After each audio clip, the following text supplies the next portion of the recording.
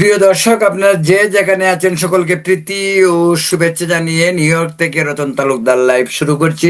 আমি কিন্তু অবাক হব না জামাত যদি ৭১-এর মুক্তিযুদ্ধ নিয়ে নতুন ইতিহাস লেখা শুরু করে, লিখতে পারে।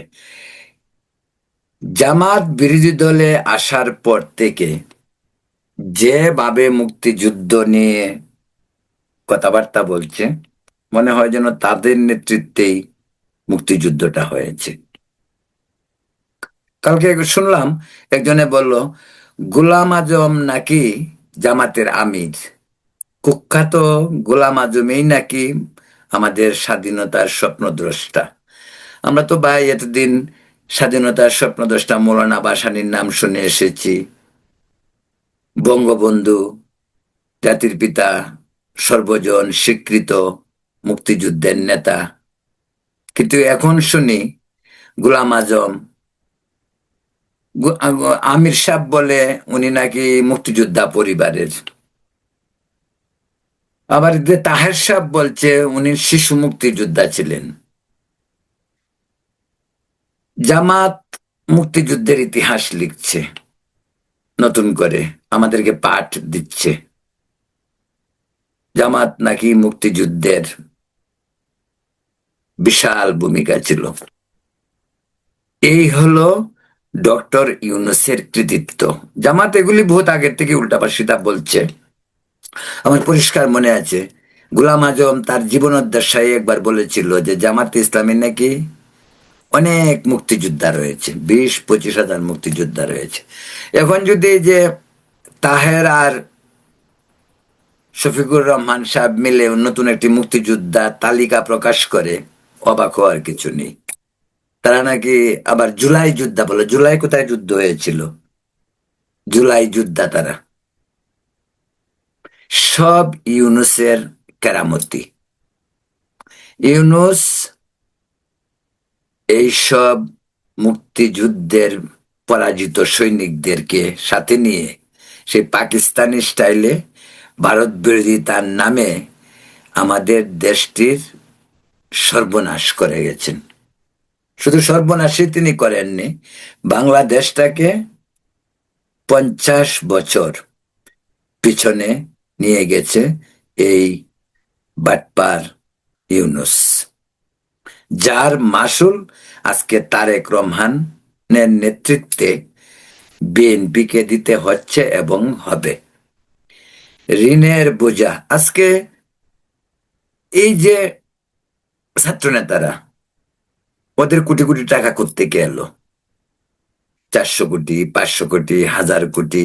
নাহিদের শুনি 1000 কোটি টাকা আছে। আসিফ মোহাম্মদ সজীব ভুইয়ার 1000 কোটি টাকা। হাসনাত আবদুল্লার অনেক টাকা। আসিফ মোহাম্মদ সজীব ভুইয়া যখন ক্রীড়া উপদেষ্টা বা স্থানীয় সরকার উপদেষ্টা ছিল, তখন নাকি সে তার নিজের উপজেলায় সেখানে 400 কোটি টাকা, 500 কোটি টাকা দিয়ে দিছে একটি উপজেলাতেই। এমন ঘটনা ঘটেছে হাসনাত আবদুল্লার ব্যাপারেও। তার উপজেলায় 300 কোটি, 400 কোটি টাকা দেওয়া হয়েছে। নীতি আদর্শের কথা তারা বলেন। এই সমস্ত টুকাইগুলি ছিল ফকির, আসছেও ফকিরের মতো পরিবার থেকে। এদের পারিবারিক কোনো ধরনের ব্যাকগ্রাউন্ড নেই।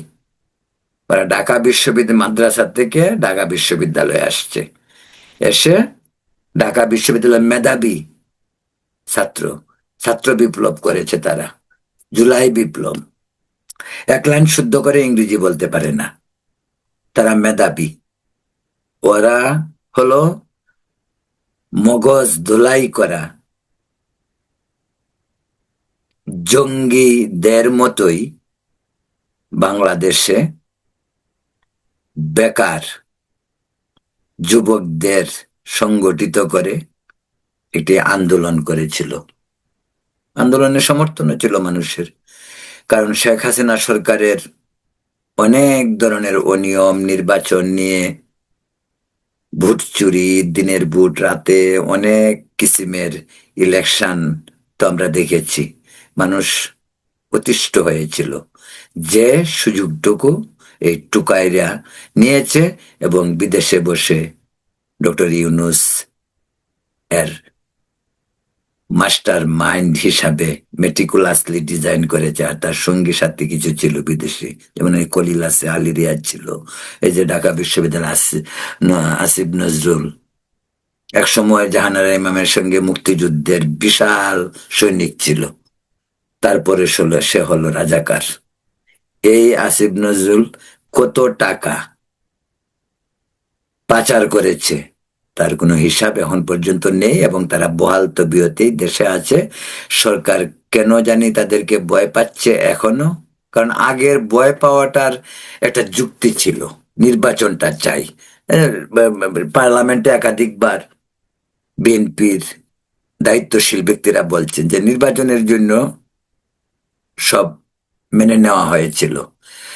ইউনূসের সমস্ত চক্রান্তের সঙ্গে হা হা করেছিল বিএনপি। এ কারণেই বাবা নির্বাচনটা আগে দাও, আল্লাহর হস্তে আমরা নির্বাচনটা চাই। নির্বাচন দিলে বিএনপি জানে নির্বাচন দিলে তাদেরকে ঠেকানোর কেউ নেই। আওয়ামী লীগ নির্বাচনে জামাত বিটিম হয়ে বিএনপির সঙ্গে থাকবেই, কোনো চয়েস নাই। এর আগেও জামাতের ইতিহাসটা এরকমই, বিএনপির সঙ্গ ধরে জামাত 18টি 20টি সিট নিয়ে পার্লামেন্টের পিছনে দাড়ি টুপি পরে বসে থাকতো। আওয়ামী লীগের সঙ্গেও জামাত সমঝোতা করেছে। জামাতের কাজেই হলো সমঝোতা করে ক্ষমতার স্বাদ নেয়া, কারণ জামাত জানে এই 5% থেকে 7% ভোট দিয়ে ক্ষমতার যে আলাউদ্দিনের আশ্চর্য চেরাগ সেটা তারা পাবে না। বা এই জামাতের ছাত্র নামধারী এই যে জুলাই আন্দোলনের তথাকথিত নেতা নাহিদ সার্জিস আলম, হাসনাত আবদুল্লাহ, সজীব ভুইয়া বা মাহফুজ আলম, যাকে ডক্টর ইউনুস বলছিল তিনি নাকি মাস্টার, কোথায় গেল ওই মাস্টার মাইন্ডের? ইদানিং খুব একটা বেশি সে দেখি না, কোনটাশা হয়ে গেছে মনে হয়। কত করবে, কারণ ওদের পিছনে তো কেউ নাই। এই যে এনসিপি একটা মাখাল ফল, এই মাখাল ফলের ভিতরে শুধু গোবর আর কিছু নেই। এদের চেয়ে বরং ছাগল দিয়েও পর্যন্ত কাজ হয়। ছাগলের দুধ খুব পুষ্টিকর, খুব শক্তিশালী, কিন্তু এই সমস্ত তথাকথিত ছাত্র নেতারা ওরা দেশটিকে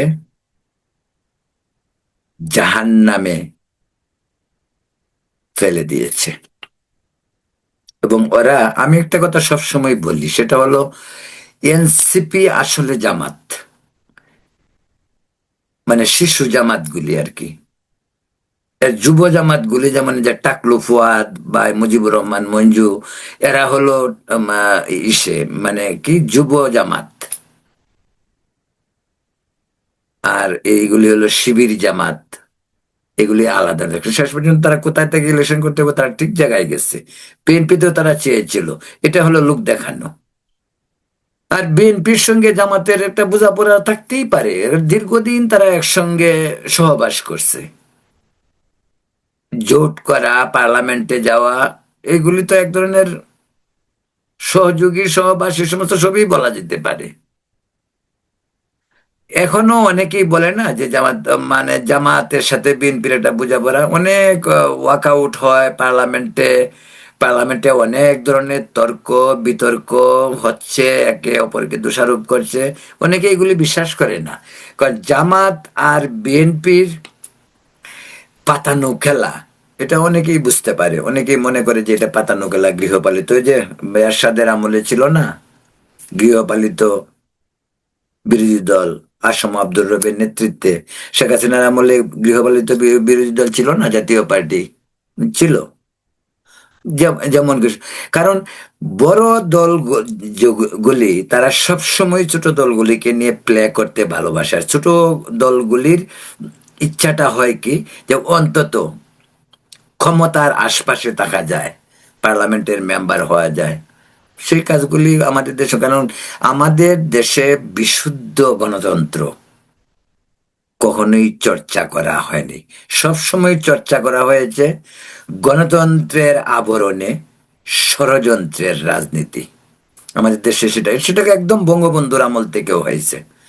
আমাদের বিগিনিং 72 সালের সংবিধানের মাধ্যমে বঙ্গবন্ধুর সংসদীয় পদ্ধতির সরকার প্রতিষ্ঠার পর বঙ্গবন্ধু কিন্তু বিরোধী দলকে, বঙ্গবন্ধু এই জিনিসটি কখনোই প্রয়োজন বোধ করেননি যে সংসদে একটি স্বেচ্ছা বিরোধী দল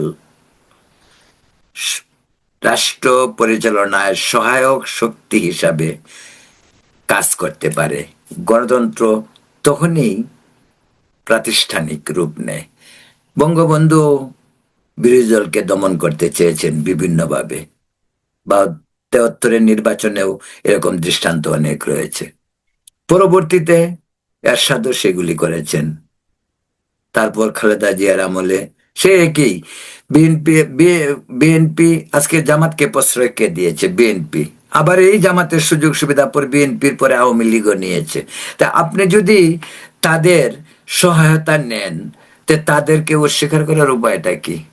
আমি তো এক অর্থে মনে করি যে জামাতের যে আজকে এখন বলেন কেন আপনারা যে জামাতকে মুক্তিযুদ্ধের অপকর্মের জন্য ক্ষমা চাইতে হবে, এই কথা জামাতের সঙ্গে প্রেম করার আগে, বা জামাতকে সহযোগী হিসাবে নেওয়ার আগে, বা জামাতের সঙ্গে সহবাস করার আগে তখন বলেন নাই কেন যে আপনারা রাজাকার, আপনারা মুক্তিযুদ্ধের জন্য ক্ষমা প্রার্থনা করেন? তখন বলেন নাই। তখন আপনারা জামাতকে যথেচ্ছা ইউজ করছেন। সেটা আওয়ামী লীগও করেছে। এই আওয়ামী লীগ আবার কিভাবে বলে জামাতকে নিষিদ্ধ করতে হবে? সেটা বলতে পারে না। জামাত ন্যাক্কারজনক, জামাত মুক্তিযুদ্ধের গণহত্যাকারীর সহযোগী, জামাত কোনো দিন মুক্তিযুদ্ধকে বিশ্বাস করবে না, কারণ মুক্তিযুদ্ধে তাদের পরাজয়ের গ্লানি তাদের পিছনে পিছনে ফিরছে। তারা প্রতিশোধ নিতে চেয়েছিল তাদের যুদ্ধ অপরাধীদেরকে, যাদেরকে শেখ হাসিনা সরকার ফাঁসি দিয়েছে, তাদের প্রতিশোধ, এবং এই তাদের প্রতিশোধ তারা 24 জুলাইয়ে তারা নিয়েছে। তো এখন যদি একতরফা ভাবে আমরা বলতে থাকি জামাত জামাত তো খারাপ, ঠিক আছে ফাইন, জামাতকে আপনারা নিয়েছিলেন কেন? কেন বিএনপি নিয়েছিল আগে, এরপরে কেন আওয়ামী লীগ নিয়েছিল? শেখ হাসিনার সাথে কি ইসের ছবি নেই? নিজামীর ছবি ছিল না? খালেদা জিয়ার সঙ্গে কি নিজামী বা গোলাম আজমের ছবি ছিল না? গোলাম আজমকে কি জিয়াউর রহমান পাকিস্তান থেকে আনেনি? তো এখন তাদেরকে আপনি সুযোগ দিয়ে, আপনি যখন সাপ নিয়ে খেলবেন, সাপ আপনাকে একদিন সুবল দিবেই।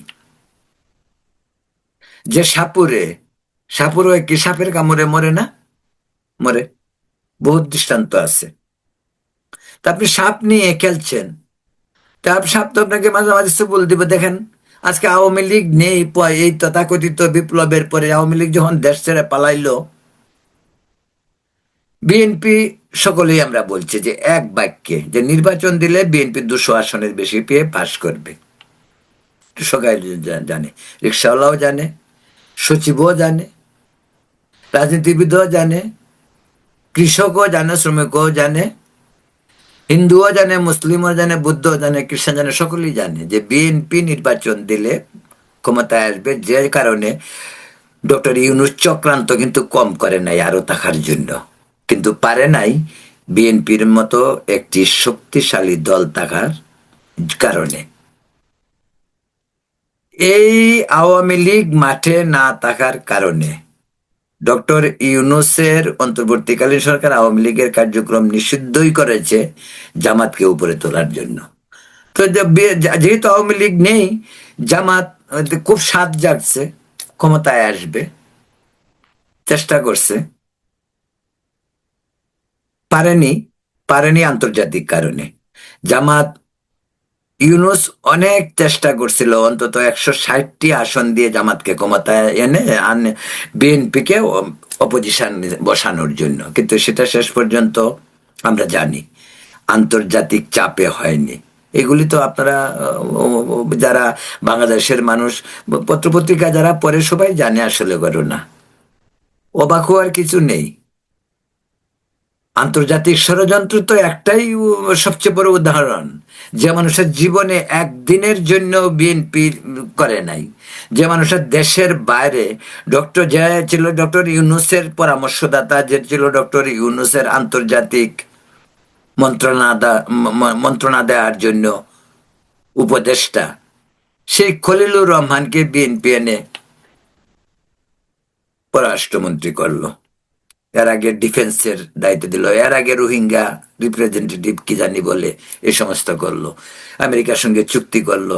সব কিছু মাধ্যমটা হলো ব্রিজ, সবকিছুর ব্রিজ হলো বাংলাদেশ আমেরিকার মাঝে যে ব্রিজ তৈরি করা হয়েছিল, সেই ব্রিজের হইল খলিলুর রহমান, আর পিলার হইল জামাত আর বিএনপি। খলিলুর রহমান নিজেও বলছে তারা বিএনপি এবং জামাতের সঙ্গে। তো সবকিছুই পাতানো গেলা। এই যে গণতন্ত্র গণতন্ত্রের কথা আমরা বলি, শেখ হাসিনা চলে গেছে, এখন একেবারে গণতন্ত্রের প্লাবন বসে যাবে, সব বুকাস, সবই ধান্দাবাজি। এইসব ধান্দাবাজি হলো জামাত, অথচ এরা ধর্ম ইসলাম, পবিত্র ইসলাম ধর্ম নিয়ে তারা রাজনীতি করে। অনর্গল মিথ্যা কথা, অনর্গল দুর্নীতি করে যাচ্ছে, অনবরত ধর্মের কথা পিছনে ফেলে তারা তাদের স্বার্থ সিদ্ধির জন্য কাজ করে যাচ্ছে। এই হলো জামাত। আর এই বিএনপি বেচারা কি করব। আমি তারেক রহমান, মাননীয় প্রধানমন্ত্রী, আমি তারেক রহমানকে দোষ দিই না এই কারণেই যে তারেক রহমান অনেক ধৈর্য এবং সহনশীলতার পরিচয় দিয়ে ইউনূস জামাত চক্র থেকে বের করে নির্বাচনটা এনেছিল জনসমক্ষে। এবং নির্বাচন যতই পাতানো হোক, যতই ইঞ্জিনিয়ারিং হোক, তারপর বিএনপির এই প্রাপ্তি প্রয়োজন ছিল। ইউনূস যেভাবে ষড়যন্ত্র শুরু করেছিল, ইউনূস কিন্তু নির্বাচন দিতে চায়নি। ইউনূস চেয়েছিল শেখ হাসিনার যে অবশিষ্ট সময় 2029 পর্যন্ত ছিল, সেই সময়টুকু তারা পার করতে, ওদের ঠেলার নাম বাবাজি বলে, ওই শেষ পর্যন্ত ঠেলায় পড়ে। জামাতও কিন্তু চায়নি নির্বাচন, জামাতও চেয়েছে যে নির্বাচনে না গিয়ে তো ইউনূসের ভিতরে বাহিরে খবরদারি করতে পারছে, তারা ইলেকশনটা দরকার ডাকে। ইলেকশনটা তো কাকতলীয় ভাবে বিএনপির দৃঢ় চেতা মনোবল এবং বিএনপির শক্তির কারণে ডক্টর ইউনূস বাধ্য হয়েছে লন্ডন যেতে।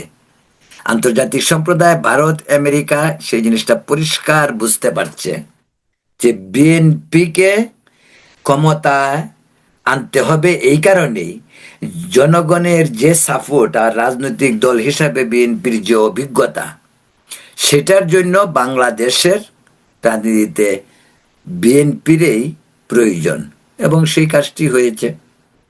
এবং সেখানে কিছু ছাড় দেওয়া হয়েছে, আমেরিকার সঙ্গে চুক্তি, আরো অনেক কিছু বেরোবে। এখন তো শুধু চুক্তি বেরোচ্ছে, আরো বহুত কিছু বেরোবে, করিডোর টরিডোর বেরোবে, সেন্ট মার্টিন বেরোবে, চট্টগ্রাম বন্দর তো দিয়ে দেওয়া হয়েছে, আরো বন্দর দেওয়া হবে।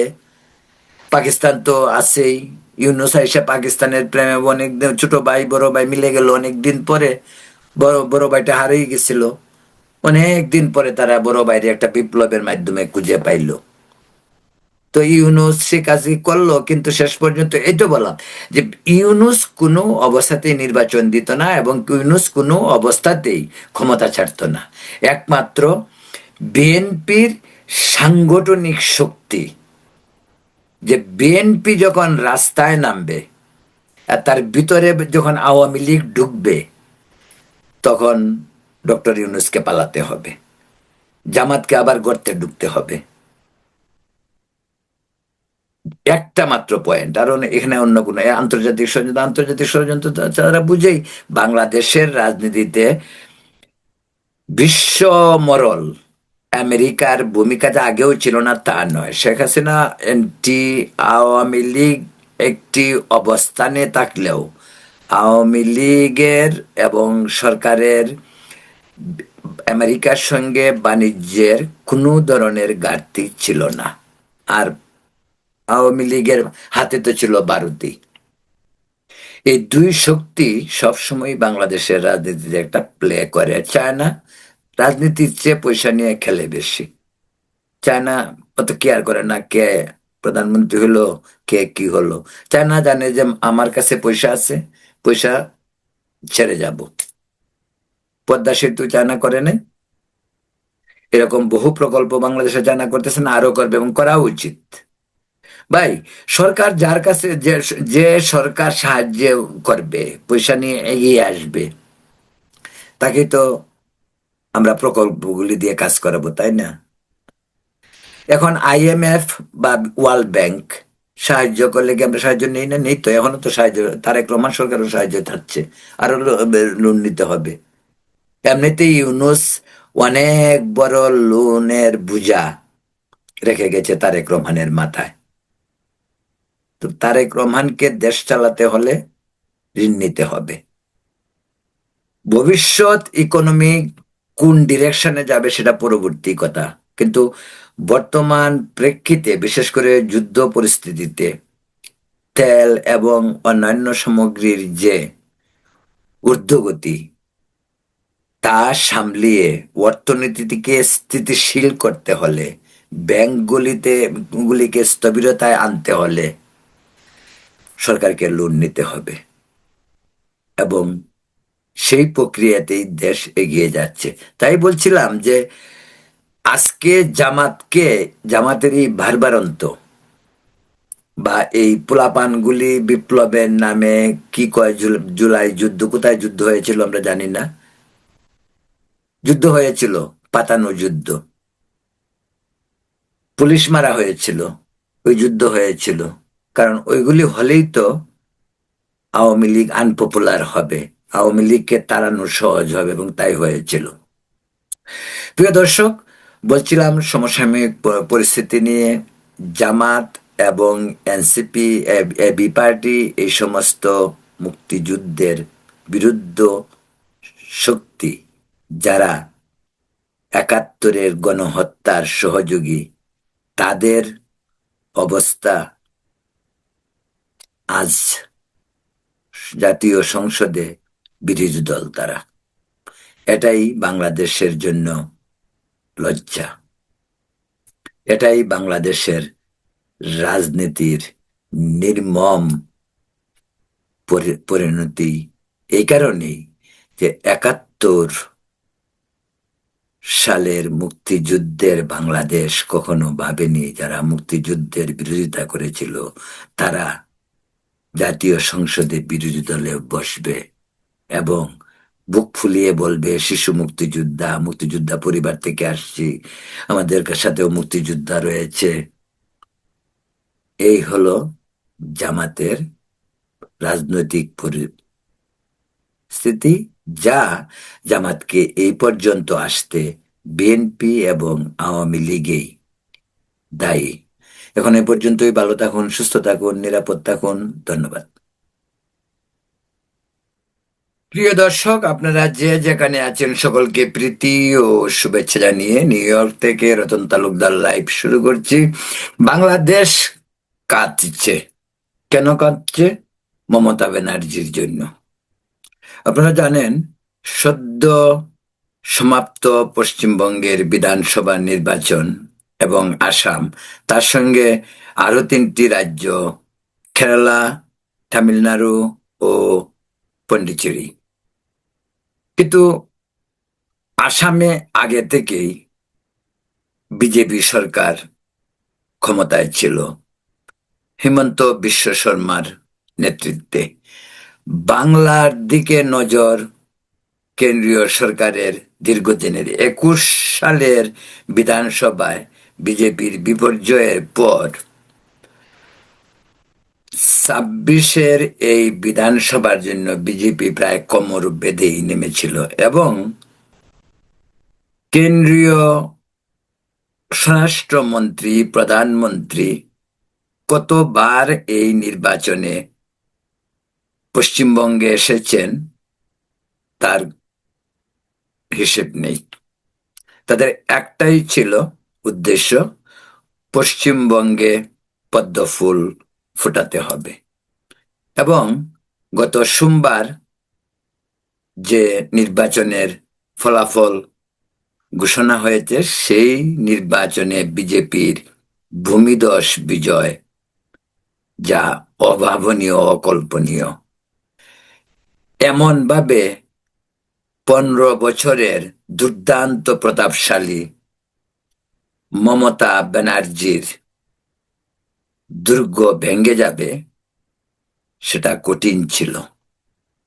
বুথ ফেরত সমীক্ষাগুলি বিজেপির জয়ের ইঙ্গিত দিলেও মানুষের কাছে কিন্তু বিশ্বাস হচ্ছিল না। তার একটিমাত্র কারণেই ছিল, পশ্চিমবঙ্গের মানুষ মমতা ব্যানার্জি এবং তার দল তৃণমূল কংগ্রেসের ভয়ে তারা মুখ খোলেনি। যে কারণে এই নির্বাচনে ব্যাপকভাবে 2 দফায় ব্যাপক ভোট পড়েছে। প্রথম দফায় 92%, দ্বিতীয় দফায় প্রায় 93% ভোট পড়ে। কিন্তু ভোট কৌশলী বা রাজনৈতিক বিশ্লেষক যারা, তারা ধরেই নিয়েছিল যে ব্যাপকভাবে ভোটের অংশগ্রহণ, পার্সেন্টেজ, মানুষের উৎসাহ, উদ্দীপনা, তার ইঙ্গিত বহন করে সরকার পরিবর্তন হচ্ছে। এবং বিজেপির প্রধান স্লোগানই ছিল পরিবর্তন। আর এবার নির্বাচনটি আরেকটি দিকে বিশেষভাবে গুরুত্বপূর্ণ, সেটি হলো পশ্চিমবঙ্গের নির্বাচনে সেই বাম শাসন থেকে মমতা ব্যানার্জির শাসন পর্যন্ত নির্বাচনে ব্যাপকভাবে অঘটন ঘটে, প্রাণহানি ঘটে। কিন্তু এবারে নির্বাচনে উল্লেখযোগ্য তেমন ঘটনা ঘটেনি বা কেউ মারাও যায়নি। যে কারণে এবারে নির্বাচনটির জন্য ভারতের নির্বাচন কমিশন ক্রেডিট পেয়েছে এবং সর্বত্রই আলোচিত হয়েছে। কিন্তু আজকে আমি যে প্রসঙ্গে কথা বলতে চাচ্ছি, সেটা কিন্তু পশ্চিমবঙ্গের চেয়ে বাংলাদেশের প্রতিক্রিয়া নিয়েই কথা বলতে চাই। মমতা ব্যানার্জি সবসময় বাংলাদেশে জনপ্রিয়। তিস্তার পানি আমরা পেলাম কি পেলাম না, তাতে আমাদের মাথা ব্যথা নেই। কিন্তু মমতা ব্যানার্জি আমাদের খুবই জনপ্রিয় নেত্রী আমাদের কাছে। কারণটা হলো, মমতা ব্যানার্জি নাকি ভারতীয় মুসলিমদের প্রতি সহানুভূতিশীল, এই কথাটাই বলা হয়। কিন্তু এই কথাটি বলা হয় না যে ভারতে মুসলিমদেরকে দূষণ করে মমতা ব্যানার্জি মুসলিমদেরকে দুধেল গাই বা ভোট ব্যাংক হিসাবে যে ব্যবহার করছে, সেটি বাংলাদেশে কখনো বলা হয় না। বরং বাংলাদেশে ভুয়া খবর পরিবেশিত হয়, বিশেষ করে পশ্চিমবঙ্গ সম্পর্কে। আচ্ছা বলুন তো, আমি এই প্রশ্নটা রাখতে চাই যে এই যে আজকে মমতা ব্যানার্জির জন্য বাংলাদেশে এত কান্নাকাটি, কাঁদছে সারা বাংলাদেশ, এক জায়গাতে কিন্তু খুব মিল। মমতাকে সাপোর্ট করছে বিএনপি, জামাত এবং আওয়ামী লীগ। অর্থাৎ সর্ব দল এবং জনগণ মিলেই মমতার সাপোর্টার। এখানে বলার অপেক্ষা রাখে না, মমতার শাসন আমলে মুসলিমদেরকে তুষণ সর্বজন বিদিত। কিন্তু মুসলিমদের অবস্থাটা কি পশ্চিমবঙ্গে? মুসলিম সম্প্রদায় কতটুকু এগিয়েছে? মমতা মাদ্রাসার ইমামদের বাধা দিয়েছেন। এই জন্য কি মমতা ভালো? মুসলিম বেকার, মুসলিমদের পিছিয়ে থাকা, শিক্ষা দীক্ষা, স্বাস্থ্য থেকে শুরু করে চাকরি, সমস্ত কিছুতেই মুসলিম সম্প্রদায় পিছিয়ে। এমনকি মুসলিম যুবকদের হাজার হাজার শত শত সারা ভারত জুড়ে পশ্চিমবঙ্গ থেকে কাজ করতে যায়, যাদেরকে পরিযায়ী শ্রমিক বলা হয়, এবং তাদের অধিকাংশই পশ্চিমবঙ্গ ছেড়ে ভারতের বিভিন্ন রাজ্যে, বিশেষ করে মহারাষ্ট্র, গুজরাট, এমনকি কাশ্মীর। এই বাঙালি মুসলমান ছাড়াও পশ্চিমবঙ্গে ব্যাপকভাবে রোহিঙ্গা মুসলিম, তারাও প্রবেশ করেছে।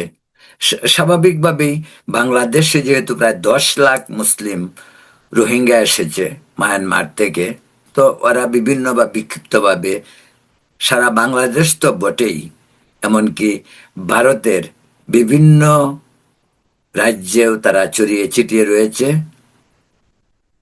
সুদূর সৌদি আরব, কুয়েত, আবুধাবি, মধ্যপ্রাচ্যের এই সমস্ত দেশগুলিতেও পর্যন্ত রোহিঙ্গারা গিয়ে পৌঁছেছে। সেই খবর আপনারা সবসময় পত্রপত্রিকায় দেখতে পান। কিন্তু বাংলাদেশে এই যে হিন্দু সম্প্রদায়ের উপর অনেক ধরনের বৈষম্য, নিপীড়ন হয়, সেগুলো নিয়ে কথা ওঠে। কিন্তু আপনারা বলুন তো, পশ্চিমবঙ্গের যারা বাঙালি, তাদের কতজনের উপর নিপীড়ন হচ্ছে? আচ্ছা, পশ্চিমবঙ্গের আমি অন্তত চিনি অনেক নেতাদেরকে যারা মুসলিম, একেবারে সেই মুর্শিদাবাদের হুমায়ুন কবির, উত্তর 24 পরগনার শাহজাহান, মালদাতে মনসুম কাজী, মুর্শিদাবাদে এই যে যে শওকত মোল্লা, ভাঙ্গুরে যে সমস্ত মুসলিম নেতারা রয়েছে, এটা এর অর্থ এই কারণেই এটা বলছি যে সেটা হলো একেবারে কুচবিহার থেকে মুর্শিদাবাদ, মালদা এবং উত্তর 24 পরগনা, একেবারে সীমান্ত, একেবারে উপকূলবর্তী পর্যন্ত পুরা এই যে ডেমোগ্রাফি এলাকার, তা মুসলিম অধ্যুষিত। এবং ব্যাপকভাবে বাংলাদেশিদের, স্বাভাবিকভাবে প্রতিবেশী দেশ হিসেবে ব্যাপকভাবে বাংলাদেশি মুসলিমদেরও আগমন ঘটে। পশ্চিমবঙ্গের মুর্শিদাবাদে 70% মুসলিম, মালদাতে 60%, 40% উত্তর 24 পরগনা। অর্থাৎ এই ব্যাপক এরিয়া জুড়ে মুসলিম অধ্যুষিত এলাকা। তা আমার প্রশ্নটা এইরকম, যে পশ্চিমবঙ্গের যে সমস্ত মুসলিম নেতারা রয়েছেন, কলকাতার মেয়র ববি হাকিম থেকে শুরু করে শওকত মোল্লা, হুমায়ুন কবির, শাহজাহান, আরাবুল, এমন প্রায় নওশাদ সিদ্দিকী ফুরফুরা শরীফের। আচ্ছা, আপনারা কি কখনো তাদের কাছে শুনছেন যে বাংলা বা ইয়েতে পশ্চিমবঙ্গে মুসলিমরা বৈষম্যের শিকার, নিগৃহীত হচ্ছে, তাদের উপর অত্যাচার হচ্ছে? এই সমস্ত মুসলিম নেতারা, আমরাও তো বাংলাদেশ, তারাও পশ্চিমবঙ্গ, তারা কি কখনো আমাদের বাংলাদেশের কর্তৃপক্ষ, বাংলাদেশের সরকারকে বলছে যে এই যে ভারতীয় মুসলিম লিডাররা যে পশ্চিমবঙ্গে মুসলিমরা বৈষম্যের শিকার, নিগৃহীত হচ্ছে, অত্যাচারিত হচ্ছে? এমন অভিযোগ কিন্তু নেই, আজ পর্যন্ত আমি এমন খবর দেখিনি। আরেকটি বিষয় বলি, পশ্চিমবঙ্গে 1971 সালে বাংলাদেশে যখন মুসলিমের সংখ্যা 19%, পশ্চিমবঙ্গেও কিন্তু তখন প্রায় 21%। এখন পশ্চিমবঙ্গে প্রায় 30%-এর উপরে, যদিও অফিসিয়ালি 27 থেকে 29 পর্যন্ত বলা হয়। তো কতজন বাংলাদেশি পশ্চিমবঙ্গে গিয়েছে আর কতজন বাংলাদেশি পশ্চিমবঙ্গ থেকে বাংলাদেশে এসেছে, তার হিসাবটা বেড়ে সোজা। বাংলাদেশ গত 55 বছরে স্বাধীনতার বলতে পারবে যে পশ্চিমবঙ্গ থেকে 100 পরিবার বাংলাদেশে এসেছে? কোন রেকর্ড রয়েছে? নেই। একটি পরিবারও বাংলাদেশ অভ্যুদয়ের পর, স্বাধীন দেশ বাংলাদেশ প্রতিষ্ঠিত হওয়ার পর পশ্চিমবঙ্গ তথা ভারত থেকে বাংলাদেশে আসেনি। কিন্তু বাংলাদেশ থেকে, বাংলাদেশে যদি 19% 71 সালে ধর্মীয় সংখ্যালঘু সম্প্রদায়ের লোকজন থাকে, সেই সংখ্যা এখন নেমে দাঁড়িয়েছে 8 থেকে 9-এর ভিতর। আর পশ্চিমবঙ্গে যেখানে ছিল 21, সেখান থেকে 31 হয়েছে। অর্থাৎ বাংলাদেশে কমেছে, পশ্চিমবঙ্গে বেড়েছে। এই হলো মোটামুটি ভাবে একটি কমন পরিসংখ্যান বলা যেতে পারে।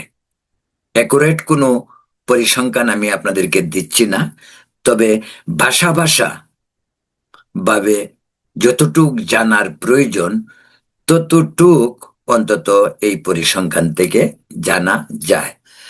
তাহলে পশ্চিমবঙ্গের মুসলমান যদি বাংলাদেশে না যায়, তারা কমপ্লেন না করে, তারা নিগৃহীত হয়েছে, আমাদের বাংলাদেশের মুসলমানদের এত এত মায়া কান্না কেন? এত মায়া কেন? মার থেকে মাসির দরটা একটু বেশি মনে হয় না? পশ্চিমবঙ্গের মুসলিমরা কি বাংলাদেশের সরকার বা বাংলাদেশের নেতৃবৃন্দকে বলছে যে আমরা নিগৃহীত হচ্ছি, আমাদেরকে উদ্ধার করেন, আমাদেরকে বাঁচান? নিশ্চয়ই না, এমন দৃষ্টান্ত নেই।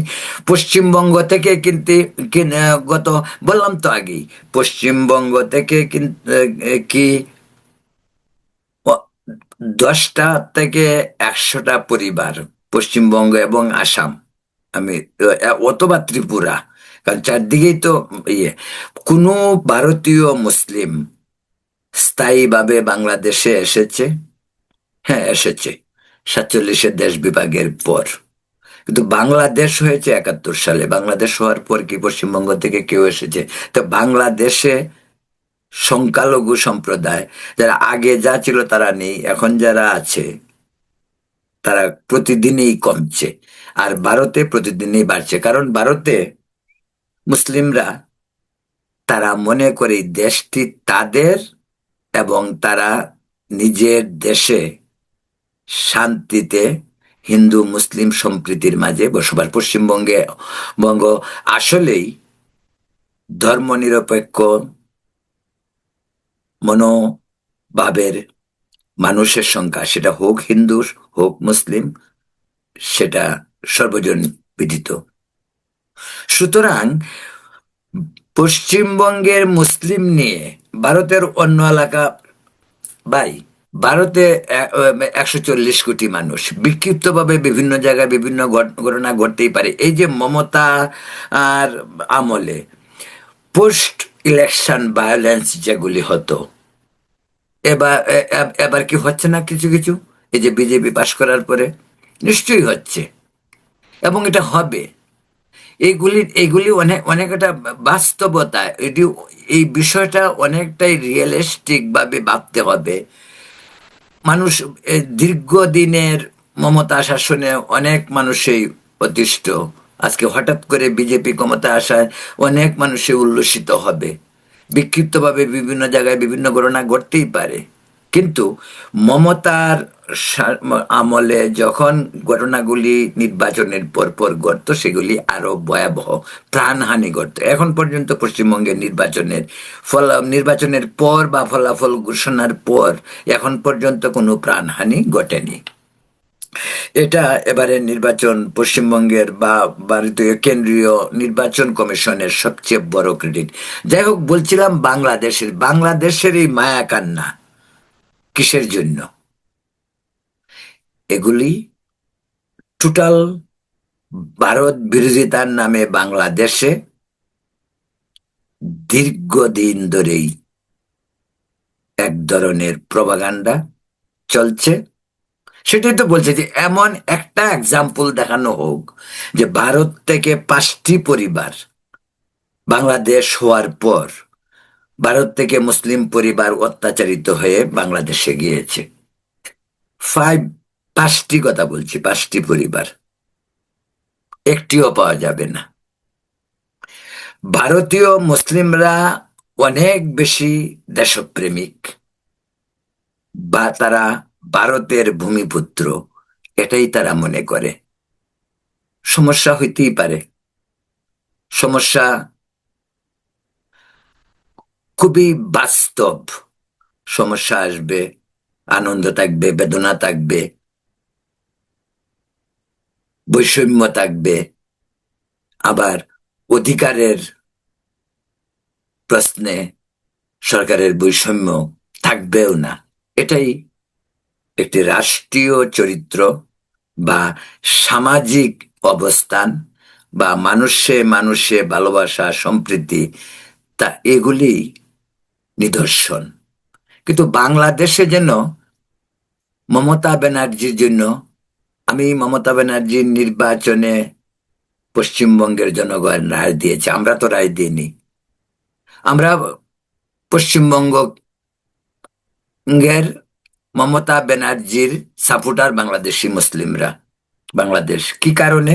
কারণ একটাই, সেটাই তো বললাম যে বিএনপি, আওয়ামী লীগ, জামাত সমস্তরা সবাই মমতার পক্ষে। বিজেপি বিজেপি নাকি কি জানি বলা হয়, মৌলবাদী দল। বিজেপি যদি মৌলবাদী দল হয়, ওটা তাদের দেশের প্রবলেম, আমাদের প্রবলেম নয়। বিজেপি কি ভারতের সংবিধানে যে সেকুলার ভারতের যে রাজনীতি বা রাষ্ট্র ব্যবস্থা তার পরিবর্তন করেছে? করেনি। কিন্তু আমাদের দেশে যারা সেকুলার বলে, তারা তো দেশে সংবিধানে বিসমিল্লাহ সংযোজন করেছে, তারা তো সংবিধানে রাষ্ট্রধর্ম সংযোজন করেছে, তারা তো সংবিধানে হিন্দু, বৌদ্ধ, খ্রিস্টান ঐক্য মানে যারা রয়েছে ভিন্ন ধর্মাবলম্বী, তাদেরকে দ্বিতীয় শ্রেণীর নাগরিক বানিয়েছে। সেটা তো বিজেপি মুসলিমদেরকে তো তা বানায়নি। বিজেপি তো সেখানে তাদের সংবিধানে হিন্দু ধর্মের রীতি নিয়ে সে শুরু করে না। ভারতের রাষ্ট্র সেকুলার, সংবিধান সেকুলার, দেশের অধিকাংশ মানুষও হোক হিন্দু হোক মুসলিম, তারা সেকুলার হয়েই ভারতে বসবাস করছে।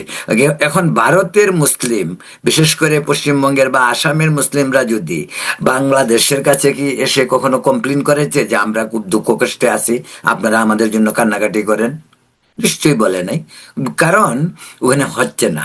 তারা দেশপ্রেমিক, তারা তাদের সমস্যার জন্য তাদের সরকার রয়েছে, রাজ্য সরকার রয়েছে, কেন্দ্রীয় সরকার রয়েছে, তারা তাদের অধিকারের জন্য সেখানেই ফাইট করছেন। আমরা বেহুদা বাংলাদেশি, আমরা আমাদের দেশে বসে মার চেয়ে মাসির দরদ বেশি দেখাচ্ছি। কারণ এটা মমতা বন্দ্যোপাধ্যায়কে ভালোবাসা নয়, এটা আসলে মুসলিম প্রেমের জন্য। অথচ এই মুসলিমরাই পশ্চিমবঙ্গে এবং ভারতে বৈষম্যের শিকার নয়। তাদেরকে ধর্মীয় পরিচয়ের জন্য সাংবিধানিকভাবে, রাষ্ট্রীয়ভাবে রাজনৈতিক দলগুলি পর্যন্ত তাদেরকে নিগৃহীত করে না। মুসলিম দল এবং মুসলিম দলনেতা যারা পশ্চিমবঙ্গে এবং আসামে, তারা কেউ বাংলাদেশের কাছে এসে নালিশ দেয়নি। আমরা গায়ে পড়ে ওই চিরাচরিত ভারত বিরোধিতার নামে আজকে এই মমতা ব্যানার্জির জন্য মায়া কান্না করছি। কিন্তু আসলে এই মায়া কান্না মমতা ব্যানার্জির জন্য না, সেটা হলো রাজনীতি আর পশ্চিমবঙ্গের মুসলমানদের জন্য। অথচ এই পশ্চিমবঙ্গের মুসলমানরা বাংলাদেশি মুসলমানদেরকে কতটুকু দেশপ্রেমিক এবং সুনাগরিক মনে করে, আপনারা পশ্চিমবঙ্গ গেলেই টের পাবেন সেই বিষয়টি। তাই বলছিলাম যে পশ্চিমবঙ্গের নির্বাচনের পর বাংলাদেশে যে সমস্ত ভুয়া খবর ফেসবুক দেখে দেখে এগুলি প্রচার করা হচ্ছে, এগুলি বরং আমাদের দেশের সাম্প্রদায়িক সম্প্রীতি বিনষ্টের জন্য অন্যতম প্রধান কারণ হতে পারে। প্রিয় দর্শক, এখন এ পর্যন্তই। ভালো থাকুন, সুস্থ থাকুন। এ নিয়ে পরবর্তীতে আরো কথা বলবো। শুভরাত্রি।